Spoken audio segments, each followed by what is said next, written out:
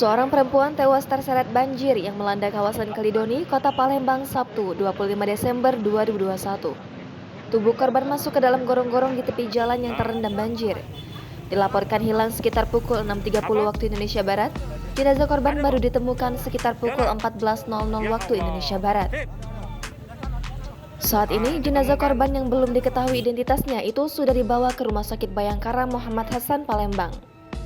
Berdasarkan keterangan salah seorang personel Basarnas yang membantu proses evakuasi, jenazah korban ditemukan sekitar 10 meter dari titik pertama kali dilaporkan tenggelam. Sementara itu, dari informasi yang dihimpun, peristiwa tersebut terjadi ketika korban sedang berada di tepi jalan bersama dengan sepeda motornya untuk menepi di pinggir jalan. Saat itu, hujan deras mengguyur Kota Palembang dan diperparah dengan banjir di sejumlah kawasan Kota Palembang tak terkecuali Kecamatan Kalidoni.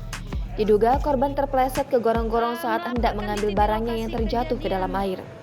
Setelah itu, tubuhnya tak lagi muncul di permukaan hingga akhirnya ditemukan tewas. Hingga berita ini diturunkan, belum ada satupun keluarga korban yang mendatangi Rumah Sakit Bayangkara Muhammad Hasan, Palembang. Untuk turun ke bawah langsung melihat korban.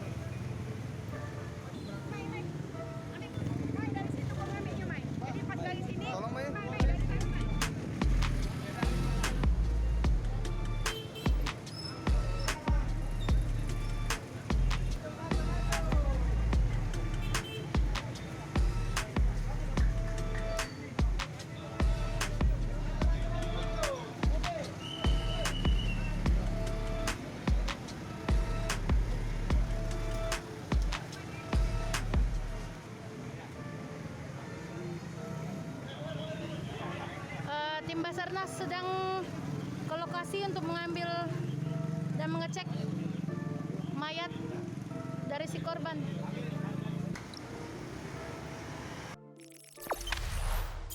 Jangan lupa subscribe, share, komen, dan like ya.